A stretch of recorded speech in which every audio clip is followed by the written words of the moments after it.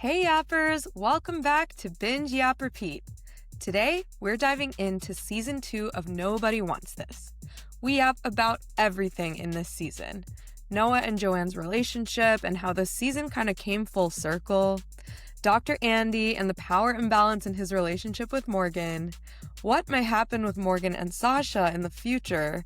And the differences in how they portrayed Jewish women in Season 1 versus Season 2.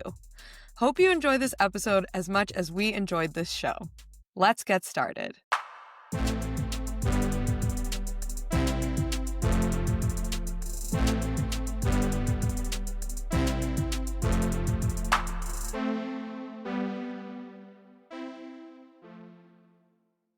Hi, Ruchi. Oh, and hello to you, Ruchi's congestion. She says hi. Yeah.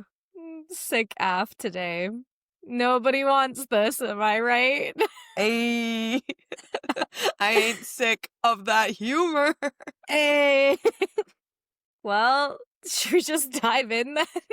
We already said the name of the show. Let's do it.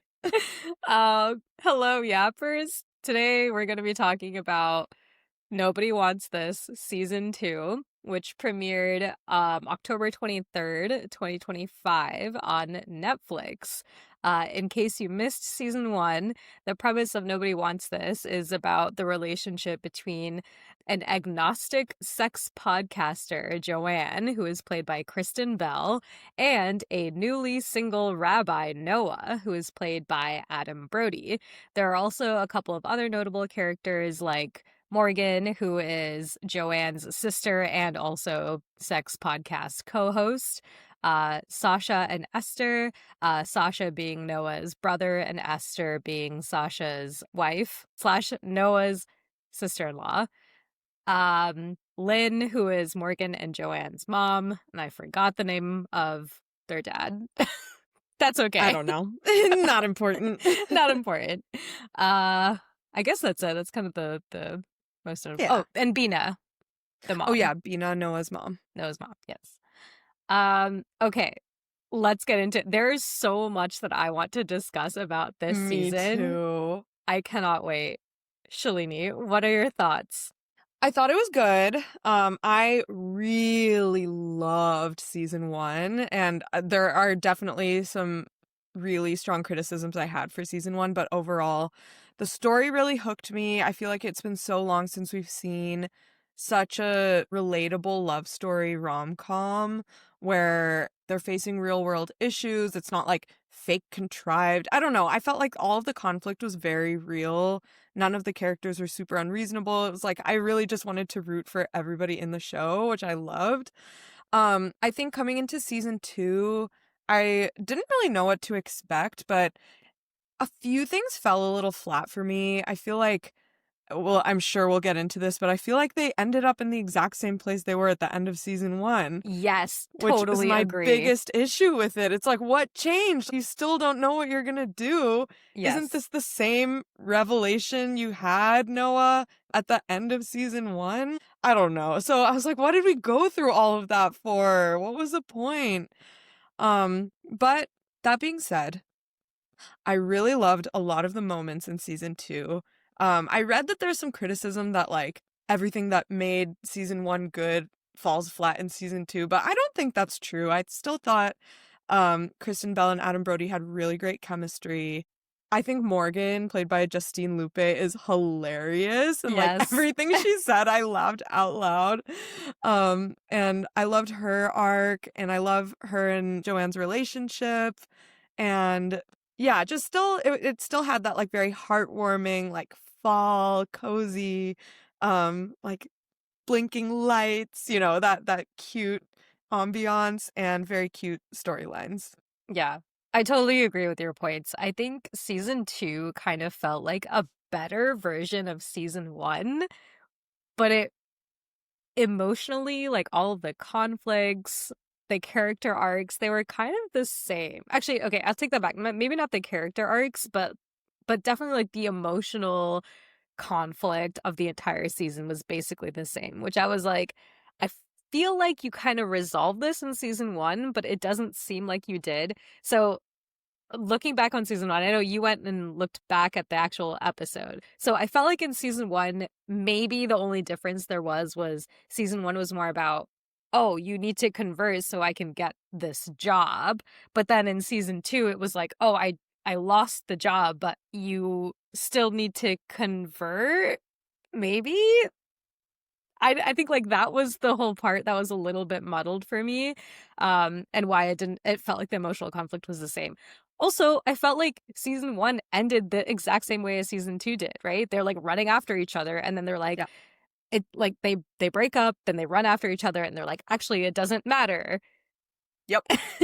So I was like, wait, Yes. we've seen this before. Like we've experienced this exact scenario before.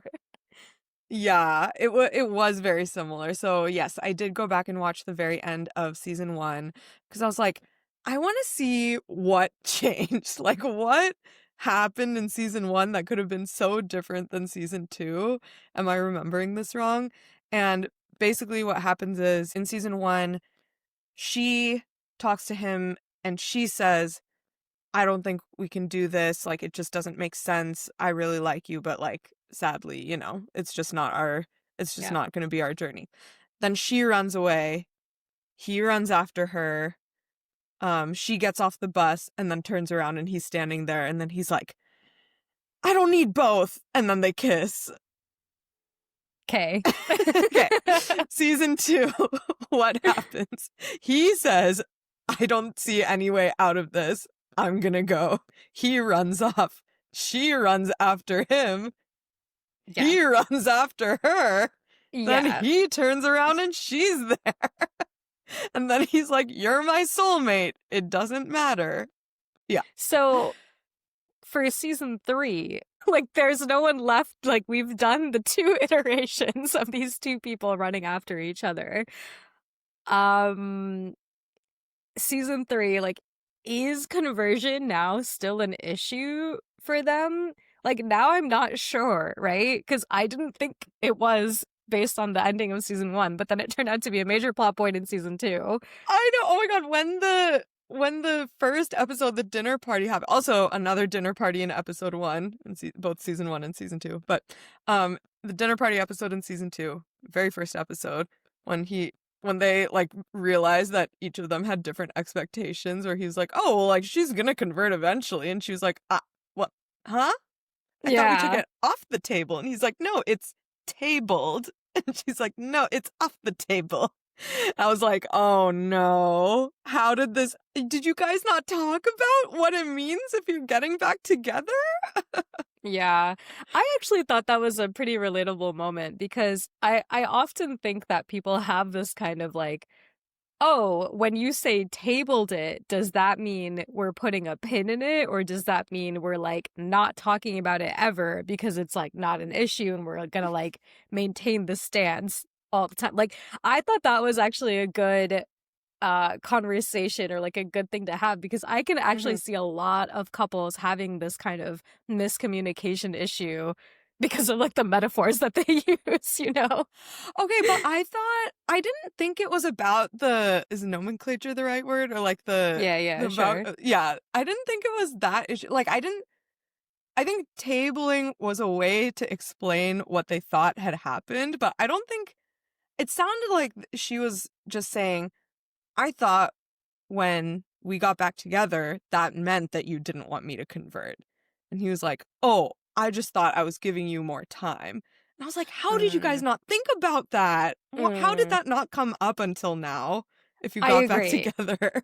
Yeah, I agree. Like they absolutely, regardless of table metaphors, should have clarified what they meant. Like that should have been a conversation for sure. Yeah. Yeah, I agree with you there. But here's Yeah. what I did like about season 2. And what I also really appreciate about this show in general is that I feel like there are so many relationship nuances that are explored in this show that are not in almost like any other show that we watch. Like it's not like a trope, any of these things. Like we've Yes. got divorced parents who are actually better, like who have a better relationship after marriage and who are co-parenting so much better after marriage. We have codependent sisters who are extremely close. They have a podcast together, but yeah, sometimes their relationship is a little bit toxic. You're like, oh, they're very close, but like also kind of toxic close. And then we also have like Sasha and Esther's relationship, I think is really interesting because they've gotten together when they were really young, but now they're trying to explore their marriage kind of like after the point that they have to be together, and what does that relationship look like, which I think did do a big shift from season 1 to season 2, and it feels like Mhm. there's like a lot of legs to explore how that relationship will evolve in season 3. And then also, uh, of course, like Noah and Joanne's relationship, trying to explore like being in two different religions, and one is very much into their religion and one is not. How does that relationship evolve? Which Yeah. is, these are tropes that we do not see that often. Yeah. So I really appreciate that they are putting them all together. And also, it does feel very realistic and relatable that the way that they're doing the relationships, and like the way that people are evolving, which is really nice. I really appreciate that. Yeah. Okay, I want to add on to that with two other minor relationship issues that they portrayed in a really real way. I think one is the night off that they took from each other, Hmm. and just how that made her feel so rejected, even though he didn't mean it that way. I feel like that is so common in a new budding relationship where you're still establishing relationship norms. You don't know if you should read into things. I feel like we don't see that very often Yeah. in television and movies. And so I really liked that, and just kind of digging into how little things that seem normal to one person are felt as snubs to the other person. And then also the Valentine's Day episode, I feel like everything that Joanne felt on Valentine's Day was so real, and I have never seen that portrayed in media before, but it's something that I think every girl has felt, Yes. probably dating as every straight woman dating a man has felt, of like, am I just another girl to you? Like, what, I thought this was different, you know? And so I loved that portrayal. Yeah, another thing that like isn't a trope but is so common in Yes. real life. Can we talk about the Valentine's Day episode Yes. in detail? Okay. Because I thought that was so weird because I feel like in the previous episodes and also season 1, the way that Noah treated Joanne was definitely like, you are different, you are like so much more important to me. And the fact that he did like a Valentine's Day redux for Joanne, I was flabbergasted. But then I realized that that was the point. Like, we as the viewers know that Noah treats Joanne differently, but like in this moment, he did not treat Joanne differently. No, and he did not think for one second what would Joanne want. He thought, what should I as a boyfriend be doing? Which is like, oh, I hate when people think that way. Like men or Yeah. women. It should never be like, what should I be doing? It's like, well, what are you trying to do? You're trying to make your partner happy. You should think about what would make them happy. Yeah. Yeah. Even if that means like, oh, a Valentine's Day where she just wants to watch Love is Blind. Like, let her have that. Yeah. That's what she wants. Oh, I know. I thought that was kind of a first glimpse behind the curtain of Noah's like perfect facade. Yeah. So I feel like he was shown in season 1 as like pretty faultless. Like he's this mature guy. Well, with the major exception being how he treated Rebecca and how they ended their relationship, which, oh my God, after I watched the very end of season 1, I went back and watched the very beginning of season 1, and I was like, dude, Noah, you're such a fucking asshole. Okay, let me remind you all, yappers, how season 1 begins. This is the first scene we see Noah. He walks into his house with his brother Sasha.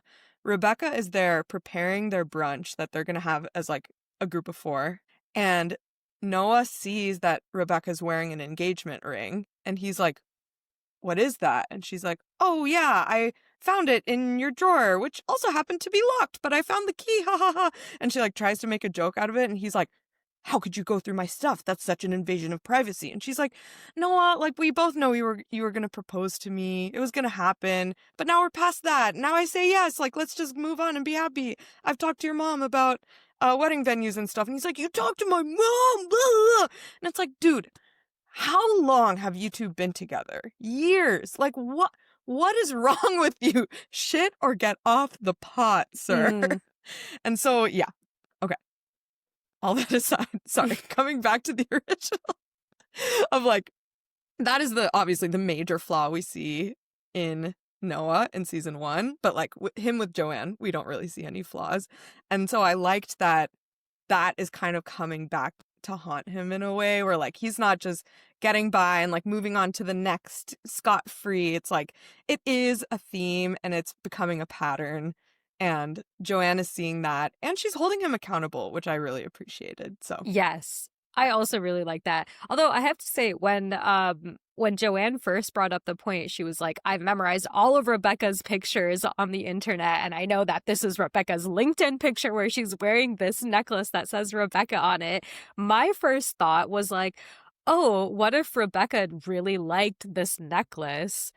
And then Noah was like, oh, Rebecca really liked that necklace. Maybe I should get a necklace for Joanne that's like that because women like this necklace. That was my initial thought. And then it turns out, no, Noah literally just gave Rebecca that necklace a few Valentine's Day ago. And like now Joanne is getting this necklace. Yeah, both aren't great. But I think what they showed is perhaps worse. Yes. Yes, definitely. He's like, oh, women like this necklace. I will get one for Joanne. Like, that's also not great, but at least it showed some critical thinking on his part. Yeah, exactly. That's how I thought it was gonna go down, which is, yeah, like you said, obviously not great, but like what actually happened was a lot worse. That's why I was like, whoa. Crazy. Yeah. And then in comparison, Joanne got him like the most thoughtful thing. She talked to his friends to figure out what he would want. And then she got him a poster that he loved instantly. Like, dude, put some effort in. Yeah. Oh, question. What did you think about their whole conflict about the card? So like Noah wrote her this like beautiful card and she was like, I'll read this later, and then, like went straight to the present versus like her card was like, Happy Valentine's Day, Noah. And then, like, she there got him wasn't this even a beautiful card, right? poster. It just said like love Joanne on the front or Oh, something. yeah. Okay. It was like something very, very small. So like, what did you think about that? Because obviously like someone put way more thought into the card, but not the present. And then the other person went the other way around. Like a lot more effort into the present, not the card. Whoa, that is so astute. Yeah, okay, you know what? I think if I was Joanne, I would have recognized that obviously Noah puts a lot of importance on cards, so I should sit here and read this even if I want to know what's inside this present. Yeah, I also was like, what the hell, Joanne? Like the fact that she immediately just like, I'll read this later. I was like, gas. I think as someone who has gone from a Joanne to the Noah side of things, I used to be all about the present, and now I'm like, if I get a really heartfelt card about what someone thinks about me for my birthday, I'm like, that's good. I feel like I have enough stuff. If someone like wrote down their thoughts about me, then I feel like that is a beautiful present in and of itself. But yeah, I just thought, I was shook when she threw away the card. That was so bad. Yeah, I don't know what I prefer because I think it's like, do I want someone who's telling me how they feel, or do I want someone who gives me something that shows how well they understand me? Ideally, I it would don't be know. both. Ideally both. Ideally both. If I were to choose between one, I think I've stopped placing as much importance on word. Actually, I don't know. Maybe I just want both. Give me both. Yeah. I think if I had to choose between a thoughtless card or a thoughtless gift, I think I would go for thoughtless card. I think thoughtless card, thoughtful gift is, I think, better. No, is it better than thoughtful card, thoughtless gift? I don't know. Oh my gosh, this is a real conundrum. Whoa. Yeah. Yappers, what would you prefer? This will be our poll for our Yeah. episode. Yeah. So would you rather, can we do 4 options? Is that Yeah. possible? Well, I mean, thoughtful card, thoughtful gift is Yeah. obviously going to be okay. No one Wait, wants a thoughtless gift and thoughtless card. You're right. We only need 2. Okay. Thoughtless card, thoughtful gift, or thoughtful card, thoughtless gift. Those are your 2 options. Let us Yeah. know. I truly don't know. I think it really depends. I think Yeah. I'd prefer thoughtless card, thoughtful gift. I think so too. It's I my think it reading. also depends on I'm sure it depends on the person and where our issues have stemmed from in the past. If I'm like, you're not you don't put any thought into things, then maybe a thoughtful gift might mean more. But That's true. if it's you don't tell me you love me enough, then maybe a thoughtful card would be more important. That's true. It all depends on the relationship context. Yeah. It all depends on your baggage, your trauma. Oh, man. Speaking of trauma, Dr. Andy. Oh my gosh, let's talk about Morgan and Dr. Andy. What did you think about that relationship? What did you think at the Oh my beginning? Where did you think it was gonna go? Dude, I really did not see the direction it was gonna go in. So I really liked that plot. First of all, love Justine Lupe, as I've already said. I also love the guy that plays Dr. Andy. His name, oh my gosh, I'm forgetting his name. It's Aryan Moyad or something. Yeah, Aryan Moyad. So they were both in Succession. I don't know if they ever interacted in Succession, Oh, I but didn't know that. Aryan Moyad plays Stewie, who is Kendall's former friend / now board member of Royco. Oh. Yeah. I haven't watched Succession, so. Okay. Yeah. But basically they both play very peripheral characters. Well, Justine is a bit bigger character, but I don't think they ever interact. So it was really fun to see them together in this show which is such a different show. Alternate universe type thing. Yeah. Did you though recognize him from anything else? I don't think so. Oh, okay. He was Keon in Love Life season 2. He's oh my god, cheaty, but I forgot what his name is in the show. Marcus's friend Keon, who ends up dating Marcus's ex-wife. Oh, you're so right. Wow. Yeah. Steel Trap Mine Shalu goes so hard. You're right. I was like, why do I kind of like this guy? And then I realized it's because I was remembering his character in Love Life. Oh, I had the opposite reaction. I was like, why do I not like this guy? Also because he reminded me of Shake from Love is Blind. Not a character, but a real person. So right. You're they kind of so look right. similar. I was like, wow. I know exactly. I was like, I feel such an intense dislike for this man. Oh my gosh. Okay. Well, in terms of Dr. Andy himself, so I really loved just how that mess played out.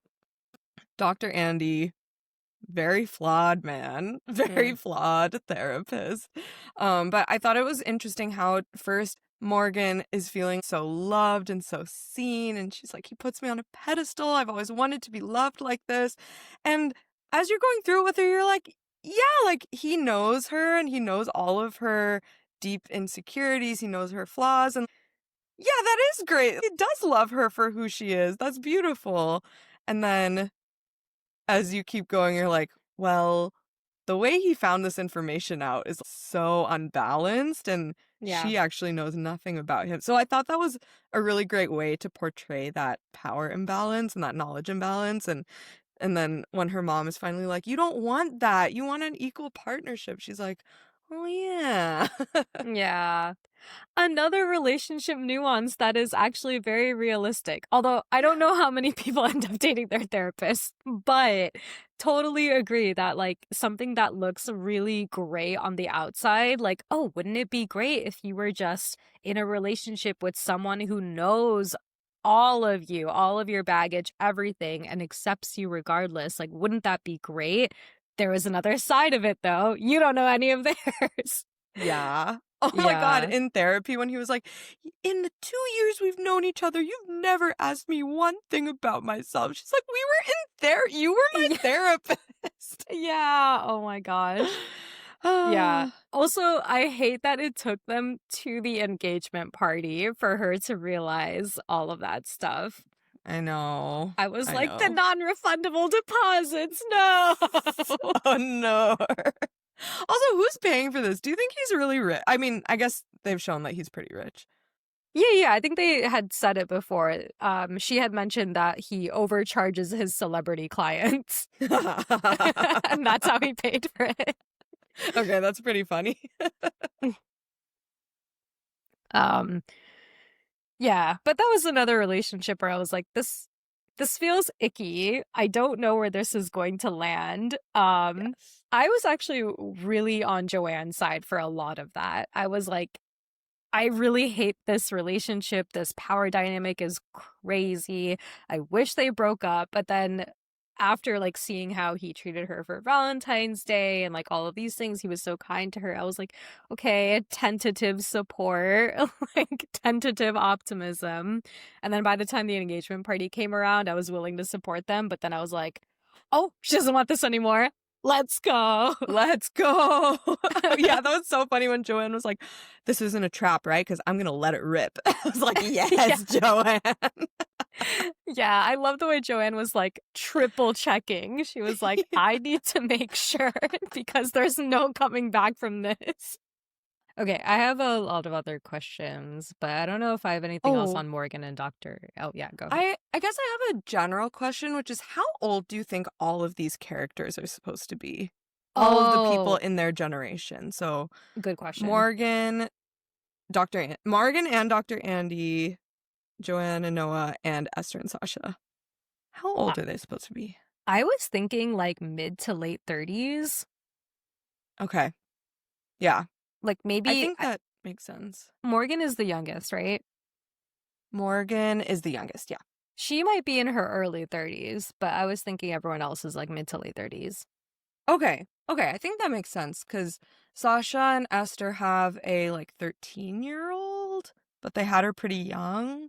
Yeah. So I guess that makes sense for like late 30s and then, or maybe mid 30s, mid to late 30s. Yeah. And then maybe Noah's the younger brother, right? I think so, yeah. Okay. Yeah. Um, hmm. Interesting. Oh, this is also interesting because, okay, my friend Jing has a theory that older sibling, younger sibling can date. Older sibling can date, but younger sibling cannot date. And so Yes. Joanne is the older sibling and Noah's the younger sibling, so that makes sense. Yes. As a younger sibling who is dating another younger sibling, Oh, oh, I understand the concerns about that dynamic, but I think there's a couple of ways where I feel like I don't really feel like the younger sibling. Like a lot of the tropes that are associated with the younger sibling, I feel like don't really apply to me. Like there's a lot of tropes that are like, oh, the younger sibling like doesn't generally get along with their parents and like the older sibling is the conduit to that relationship. That's not true in my mm, family. I also think there's like the older sibling is generally the more stable one in terms of like job stability or like stuff like that. And like I feel like that's not true either. I think there are other ways in which the younger sibling trope does apply to me. The fact that like I can get away with more. I think that is mm. true. But I also think that's true because I have a better relationship with my parents. Mm. Interesting. Okay. Yeah. Okay. I see And that. then, yeah, and then for Andrew, he is the younger sibling by like 7 years. So it's Oh, okay. So almost he's like, basically an only child. yeah, it's I almost mean, like not he's basically, but yeah. yeah. So it's like his two older siblings are like 2 years apart, and then he is 7 years apart from from the middle child. Yeah. Okay. Okay. Yeah. So that's why I think That it makes sense. works. Yeah. I think that makes sense. Yeah. Both of you are like non-traditional younger siblings. Yes, true. Yeah. But anyway, enough about us. Back to nobody wants that. Okay, because we were talking about Morgan and Dr. Andy, how do you feel about the Morgan and Sasha relationship? Because I feel like they have been teasing this like since season one. Yes. I do think it's still lurking. I think it's coming, especially now that, well, okay.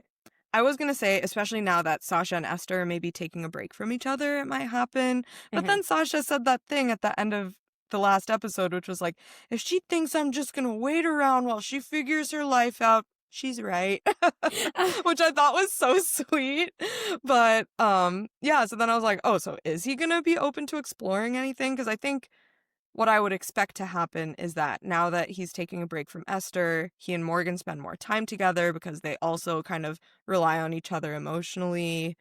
And then, now they're both single. They don't want to be hanging out with couples all the time. Then they hang out and then they're like, maybe we should try this.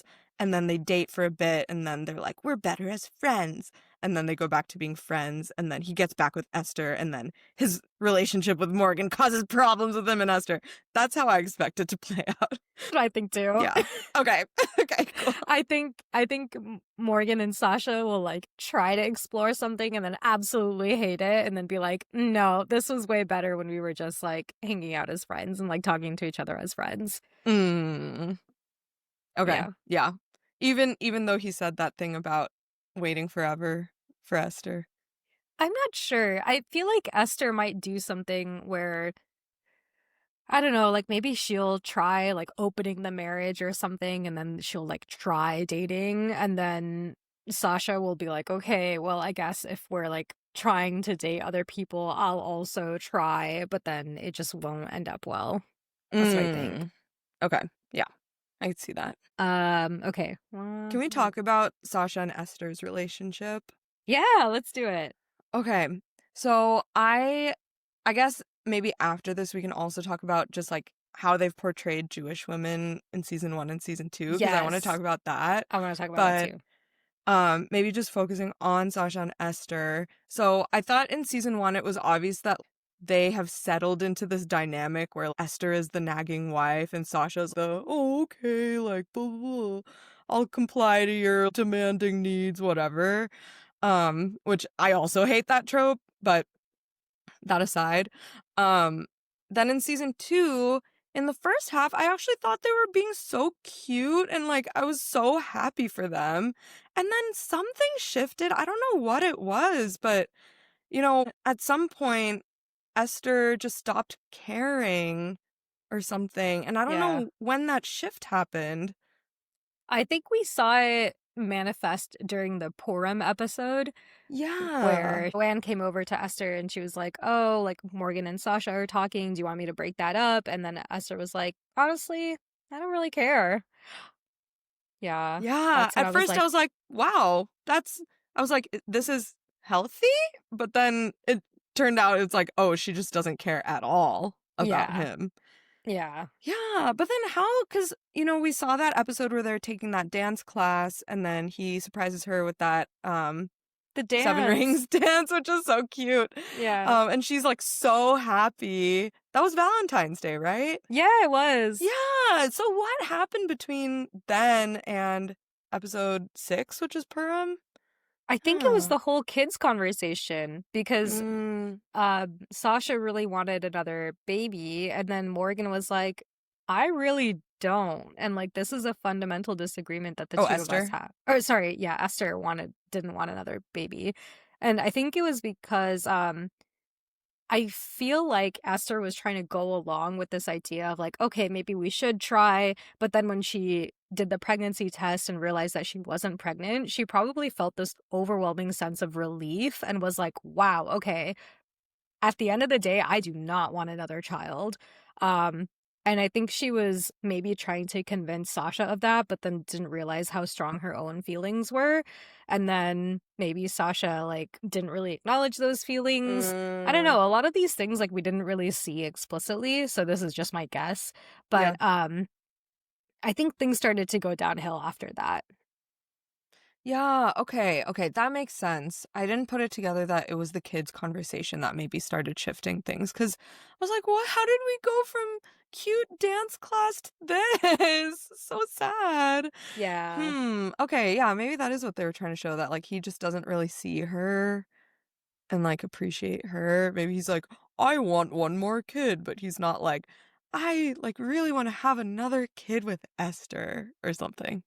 Maybe. I don't I know. mean, that could be one thought. I think another thought is maybe Esther was kind of like doing the how would I feel if like this scenario happened? And she had that conversation with Sasha where she was like, "Oh, like we're 5 years away from just being able to wake up late and like go to workout classes and like kind of like hang out by ourselves and not be on this mom and dad schedule and like we can just kind of like hang out with each other." But maybe what she thought was like, I'm so close to having a life that belongs to me again. And like, Mm, I don't know if I want to have that life with Sasha. Like maybe that was mm, the calculation that was happening. Um, but yeah, who knows? who knows? Maybe That we'll was get really more of that in sad. season 3. Yeah, I'm really interested to see what happens. So, going into the last episode, it was like all three couples are a bit like question mark, question mark, question Yeah, a mark. bit shaky. And then, yeah, and then I really didn't think, I thought it was going to end that Noah and Joanne break up, Morgan and Dr. Andy break up, and then Esther and Sasha are like the anchor couple that stay together. And so I didn't want them to end. I was sad. Yeah. I mean, who knows? Like maybe in season 3 they'll find their way back to each other. I Yeah. think the jury is still out. It's not completely over. Yeah. Yeah. Hopefully they do. And then speaking of Esther, I really loved Esther's character arc this season, where she basically started the season being like, oh, look, Sasha thinks I'm not fun. Nobody thinks I'm fun, which also kind of relates back to the whole portrayal of Jewish women in season 1 that was a little bit problematic. Mm-hmm. And then she kind of gets bangs and like wants to do more fun things and not She's go like, as I'm gonna Queen be a Esther. cat. Yeah. Yeah. Yeah, exactly. She doesn't have to go as Queen Esther to every Purim ever. She can like go as a cat and all of these things. I absolutely love that for her. I am so glad that she is going through that character arc. And so I think that's going back to this point about season 1 kind of treated Jewish women unfairly.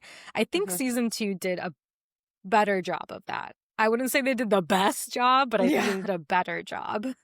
I agree. I agree. I'm glad they gave her more depth than just being a nagging wife Yeah. and just being like an angry Jewish woman who's like not accepting of like I'm really glad. And yeah, her happiness, you can really see her starting to come back alive, which I am very happy for her that that's happening. I'm just sad it has to happen without Sasha, but that's okay. Yeah.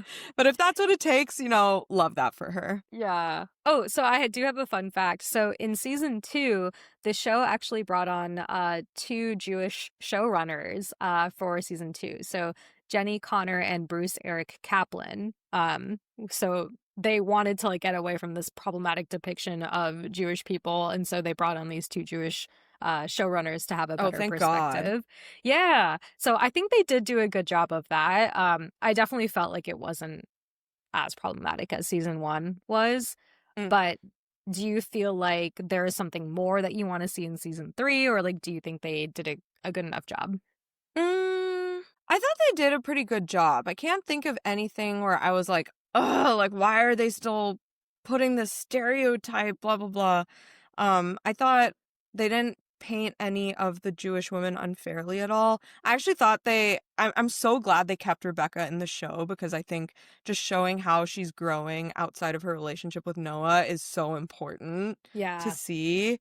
And that she was like, I'm actually really glad we broke up because I'm having so much fun and I'm discovering all these things about myself. So I thought they've done a good job. I don't know if I have any more criticism. How about you? Yeah, I thought they did a good job too. They did kind of move away from Bina being this like evil mother-in-law. They kind of had a little bit of that in the beginning of the season, but they moved away from it and they kind of showed her in a better light with actually like Bina loves Morgan. Bina Mm-hmm. also like got along well with Joanne's parents. So Bina is also starting to come out of her shell a little bit more with respect to like instead of being the evil mother-in-law, she's like, I'm actually a person.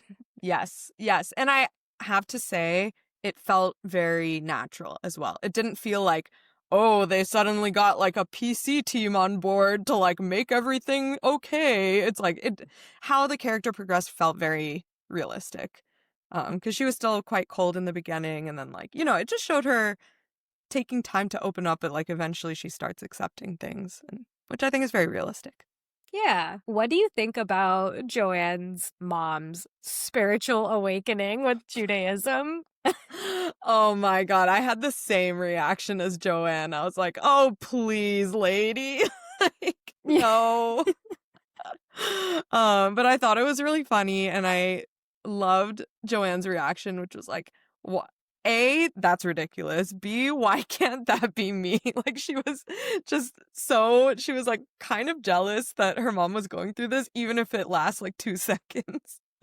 Yeah. But yeah, I really liked how they showed that. Yeah. Yeah, I thought Joanne's mom, Lynn, was so cute. So I loved how she was studying Judaism and she was like, test me, please. And then they were like, okay, here's a hard one. And then she knows it and they're like, oh my God. And then Noah was like, and if that's the case, I really think you should like do the year-long course. And then she's like, no, I want the 6 month. She's a 6 month girl. Yeah.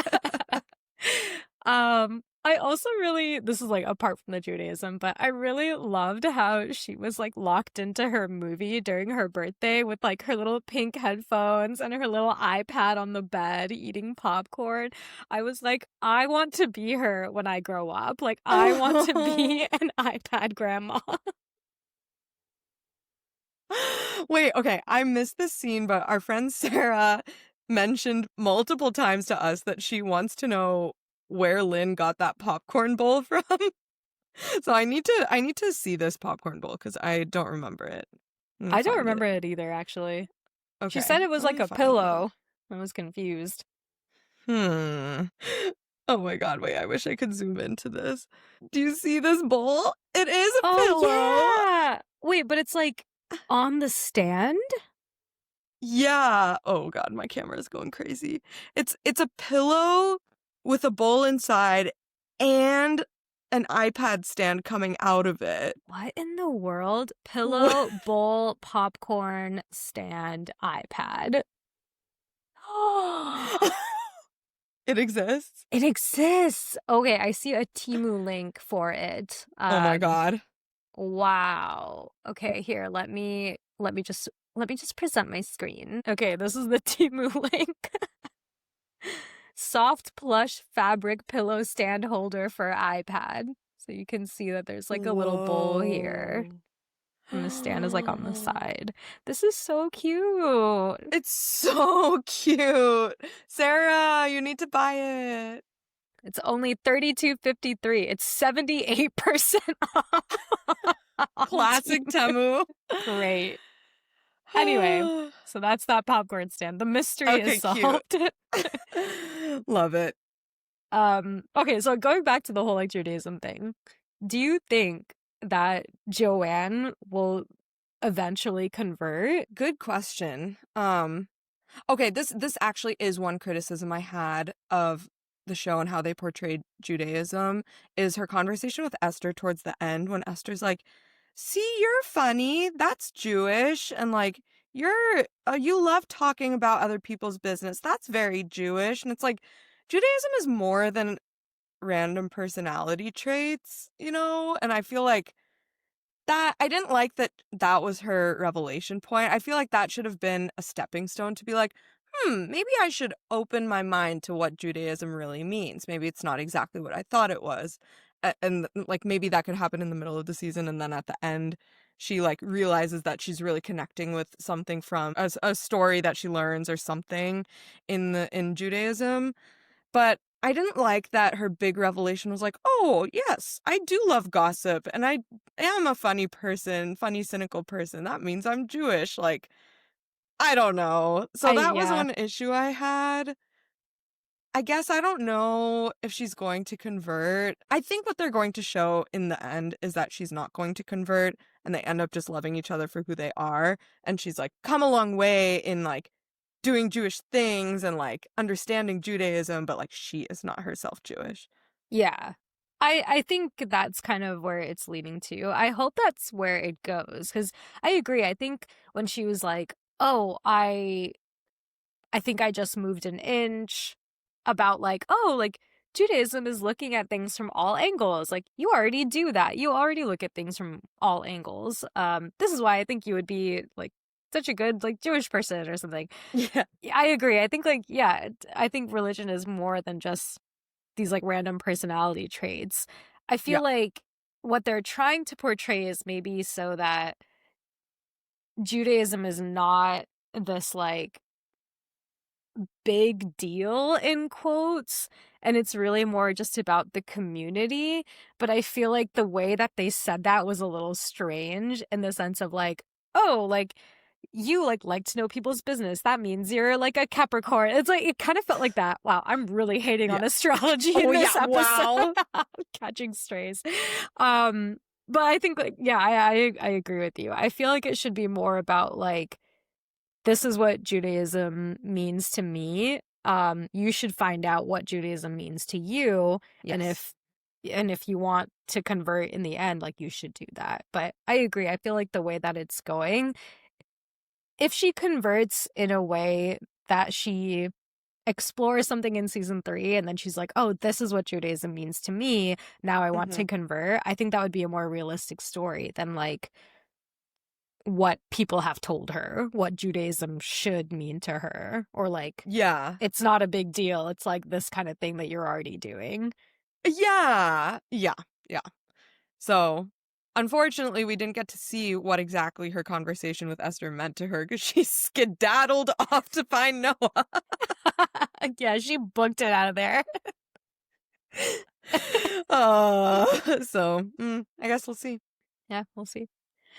Let me see. What else did I wanted to talk about? Oh, so speaking about conversion, do you think it was fair for Noah to put conversion or commitment to conversion on the table before they moved in together? Oh, the moving conversation. I did want to talk about this. I think it's fair. Like, I think anything is fair before moving in together for one person to feel. I agree that it shouldn't be rushed or di dictated by someone's lease situation. I just don't think he went about it in a good way. Like, he didn't Mm. really explain any of that to her before he turned her like, very obviously was like, "No, we should not move in together," like, when she was looking for apartments. So, Yeah. I mean, I'm with him in theory. I just think he went about it a really terrible way and, like, didn't communicate, which is such a theme with the two of them. They're both like, "Yeah, everything's good," when it's, like, obviously not good. Yeah, like there's a big looming elephant in the room that they're just Yeah. not talking about. Yeah, I agree. I think I I think yeah, I agree with you. I don't think it was about was it fair to put conversion on the table as the blocking point. It was more just like you should communicate that conversion is on the table as a blocking point to moving in together. And like that's why you Yes. don't want to move in together because you haven't had that conversation yet. Yeah. Yeah. Yeah, and just explain that, like, I don't wanna put a timeline on your conversion. Well, maybe he did wanna put a timeline on it, but the way to communicate it the way he should feel and the way he should communicate it is, "I don't wanna put a timeline on your conversion. However, I don't feel comfortable moving forward into the stage where we're living together before you make that decision. But so Yeah. that there's no timeline on it, I think we should table this for now." Beautifully articulated, Shalini. Oh, Beautiful. thank you. I do like in this season, like going back to your earlier point, I do like how we're seeing a lot more cracks in Noah's character because he's not just the hot rabbi. He is Mm-hmm. also a person who has flaws, and plays basketball and stuff. But I will say I really enjoy when Noah goes into rabbi mode and he says like, oh, well, like the Torah says all of these things, or like there is this story about accepting yourself and accepting others. I actually really enjoy those things when he I says really that. enjoy that too. I think they've really shown his connection to Judaism in such a beautiful way. Like he really feels it, you know? Yeah. And like the fact that he's drawing comparisons to everyday situations to things from the Torah, like he really feels it and you're like, "Wow, you are in the right profession." Yes. And the way that he treated the conversation with Gabe. So there is this couple, Abby and Gabe. In the beginning of season 2, they're kind of portrayed as this like super solid couple, but then later on in the season, Gabe is like, oh, actually Abby and I are done. And then Noah's like, hey, come to my office, we'll talk about it. From like, was it rabbi to parishioner, is that the right word? I don't know. um anyway, so like we'll talk about it like as your rabbi.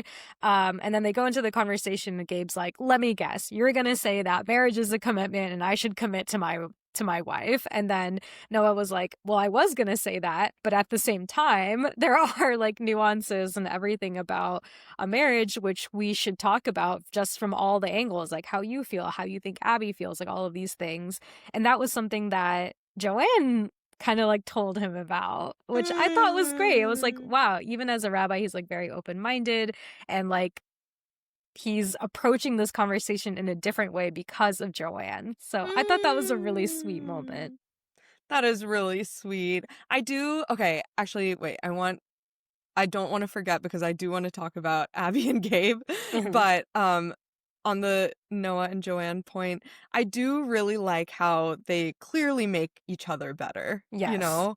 Like she doesn't steal the wine from the bathroom at that pasta making class cuz she's like, "No, Noah's a rabbi. We can't do this." You know, like he's inspiring her to be a better person and she's inspiring him to be a better person, which I really Yeah. love. Yeah, I agree. I think that's a hallmark of a great relationship. Yeah. Yeah.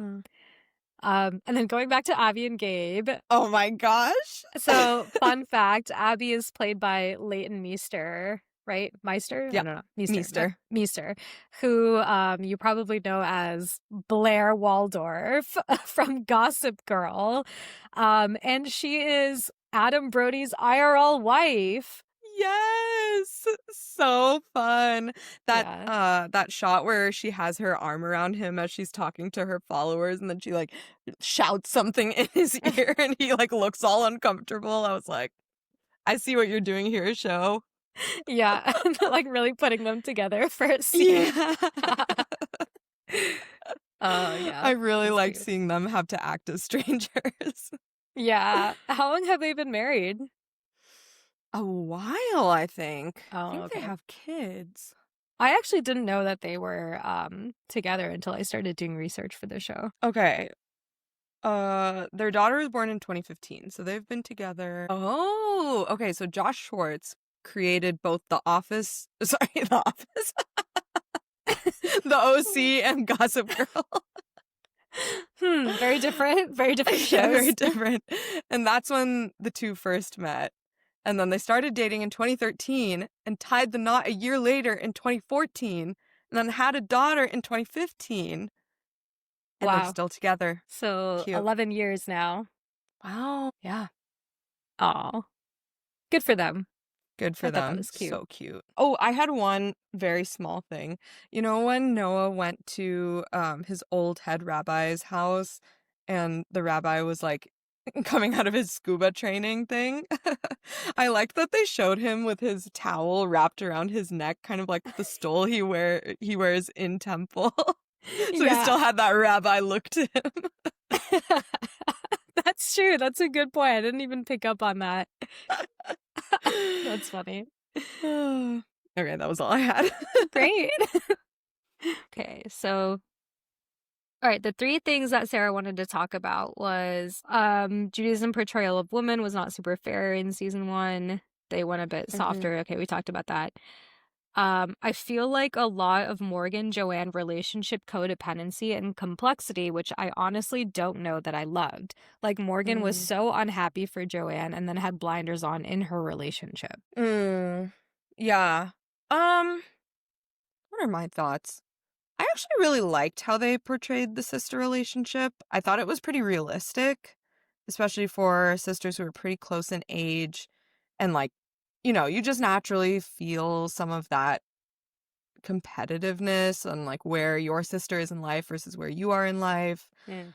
Um, and what I thought was really funny and realistic was how they were, like, at each other's throats 1 second, and then they're like, "Fine, fine, I forgive you," and then they're just eating brunch. That's, Yeah. like, so realistic. What I didn't like was how Joanne tried on the wedding dress during Morgan's wedding dress shopping. I was like, really, Joanne? Seriously? That was so petty. Yeah. So petty. I'm glad Morgan called her out on it. Everyone called her out on it. Even the wedding dress people were like, actually, it is possible for you not to try on a wedding dress during someone else's wedding dress experience. She's like, "You can't just not try one on," and everyone's like, "Yes, you can." Yeah, it's actually quite possible. Um, okay. Well, and then the Yeah. other thing that Sarah wanted to talk about was the Morgan Sasha situation. Oh, okay. Which we kinda covered, right? Yeah, Yeah. which we covered. But the burning question was about the popcorn bowl, which we got. The Timu We popcorn got to the bowl. bottom of it. Uh, Oh, that's so funny because I didn't even notice that bowl Me when I was either. watching that scene. I know, me either. Oh my gosh. But did you have Okay. any other thoughts on the sister relationship? Um, I think we probably have different perspectives on the sister relationship just because, like, we are both sisters. Like, we both have sisters. But So does I Sarah. think, oh yeah, but I think our relationship between all the sisters is, like, very different. So, like, I think I am generally non-confrontational, so the fact that they can just, like, get into a fight and then be like, "Oh, I forgive you, fine," and then, like, start talking about something else is not something that I've experienced, I would say. But I also think it's different because you and your sister live in the same city. I mean, you guys live together, and then, like, Sarah and her sister also live in the same city, but, like, I live in a different city than my sister. I've generally lived in, like, very different places than my sister. I think there was only, Mm. like, 1 year, which we kind of overlapped, in LA, but I, like, moved a couple months later, so Fair. yeah. Okay. Well, great. Anyway, Should we great. rate? Yeah. Okay. I can go Um, first since I think you went okay. first last time. Sure. Okay, so for quality and enjoyment, I would say enjoyment was a 5 out of 5. Loved it. Quality, honestly, I want to say 5 out of 5, but I'm gonna say 4 out of 5 because I think my overall rating was a 9 out of 10. Um, Okay. yeah. I don't I know what was would make oh, it a 5 out of 5 quality. Maybe, I think if there was, like, vastly different conflict in season 1 versus season 2, mm. then maybe it would be a full 10 out of 10, but 9 out of 10 for me. Okay. I was gonna give it the exact same rating. 5 out of 5 for enjoyment, 4 out of 5 for quality. I think for me what was missing was, yes, a slightly different conflict. I feel like we kind of just came full circle at the end of season 2, which I'm like, Yeah. what was all of this for? And so they could have done a bit more creative thinking in, like, what the main conflict of season 2 could be, or maybe just what the resolution of the conflict in season 2 could be. But otherwise, pretty good season. Loved this show. Binged the ever living shit out of it Yes, so fast. same.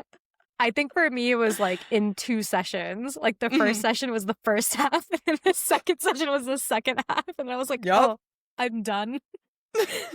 Yup. Same.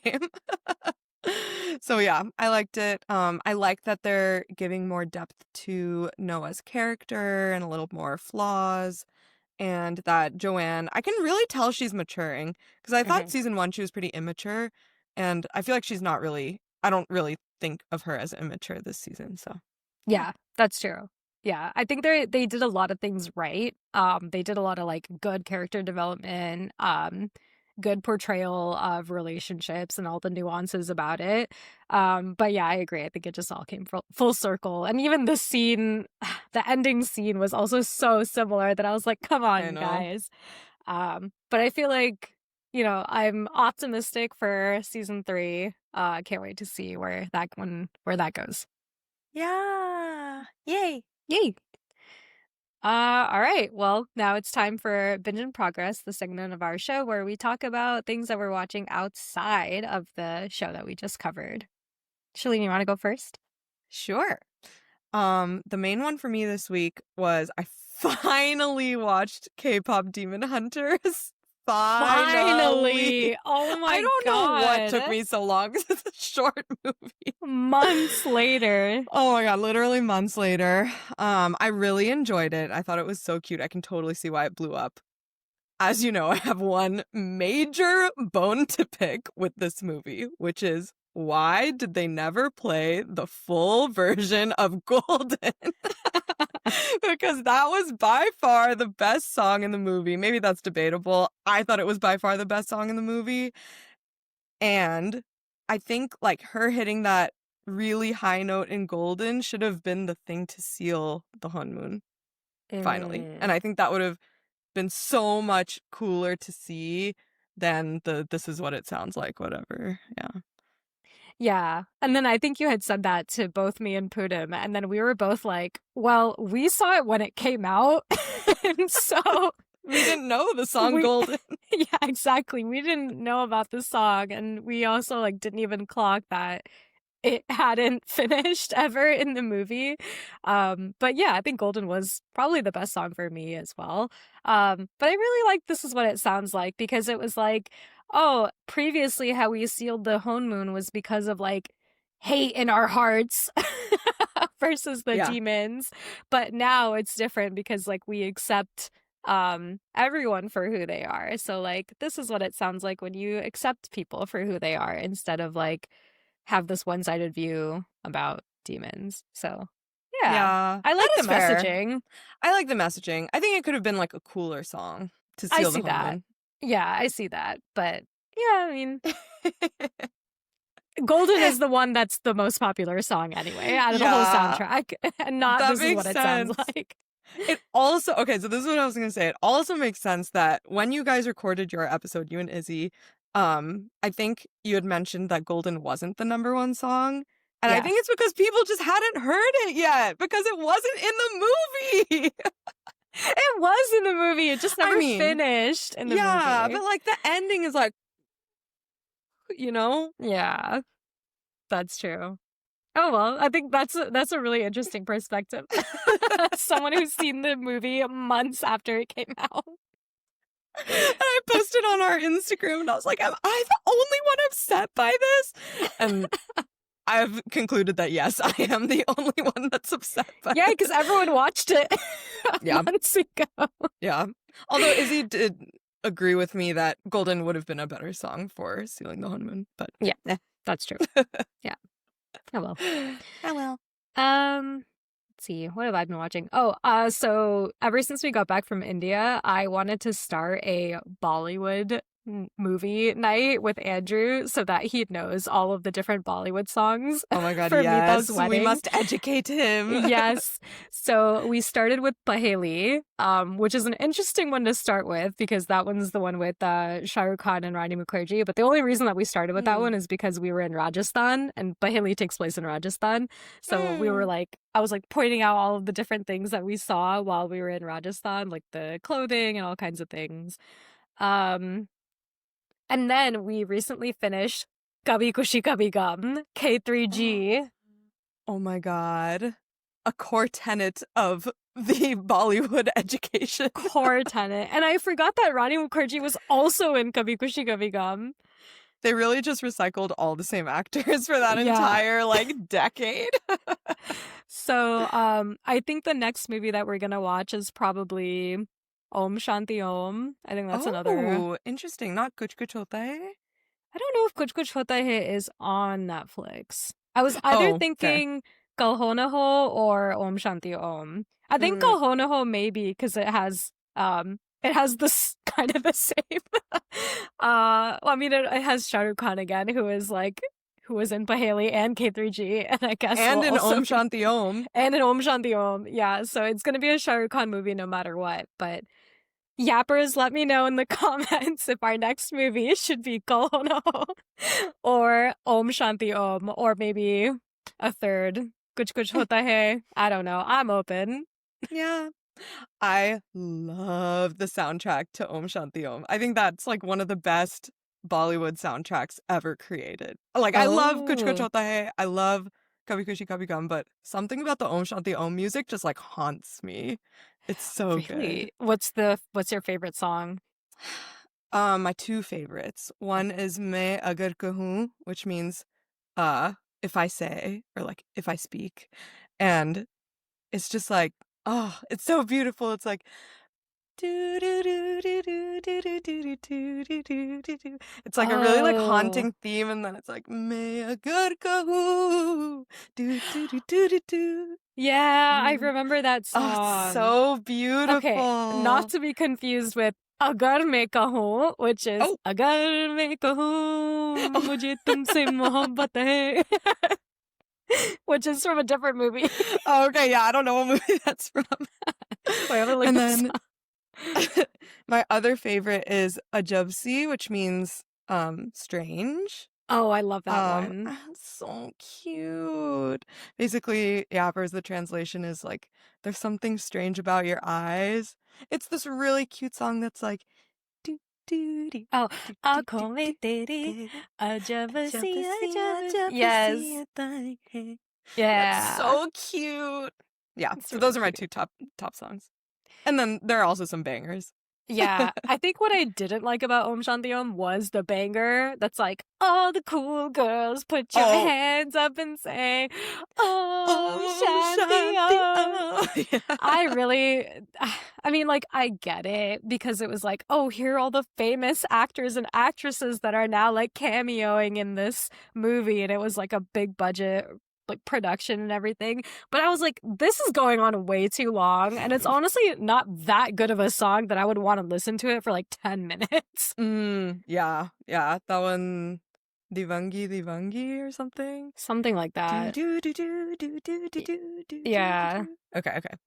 Yeah, I think yeah, it's, that one's oh, I okay. thought it was just called Om Shanti Om. No, Om Shanti Om song goes like do do do do do do do do do do do do.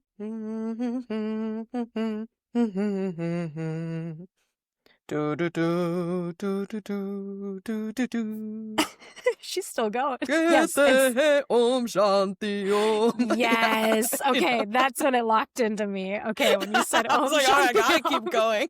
Yeah. Haven't said Om Shanti Om yet. Yeah, that's when I locked in. Okay, yes, you're right. The one is called Diwangi Diwangi, and then I didn't know that Darde Disco was also part of this. No, no, no, no, no, Oh, Darde the Disco, disco. Darde Disco. The disco. But anyway, I think, oh man, maybe Om Shanti Om should be next because there's Oh, so it's many so bangers, so good. many I wedding love that bangers. movie. Yeah, true. Yeah, K3G had Say Shava Shava, which I was like explaining to Oh him. yeah. And I feel like what's that one? The Bola Holy Julian. Julia. Yeah, Yes. that's a good wedding banger too. Yes, exactly. Um, yeah, I was actually, when Bullet Julian started, he was like, wait, I think you showed this to me before. And I was like, no, I showed you Kanganare by Oh, Paheli. That was the other movie that we watched. Yeah, a lot of songs oh. about bangles Mm. and biles and jumkas. Just all the clangy jewelry. Yeah. What? Jumka? Oh, Oh, yeah. Oh, I think that's Student of the Year. oh, I don't think I've What seen that. Jumka? I think that's one of the newer ones. Mm. Newer as in the last 10 years. Yeah, see, I think Om Shanti Om was one of the last Bollywood movies I watched as they were coming out, and then I've fallen so behind. And Om Shanti Om came out in 2007. Okay, yeah, I didn't stick with it in high school. When did Student of the Year came out? Student of the Year came out in 2012. Oh, Too late for me. Yeah, but those are it's the new generation was in Student of the Year, which I didn't want to see. Mm. Anyway, cool, great. Anyway, yay! Okay, well, that was a lot of Bollywood. I know.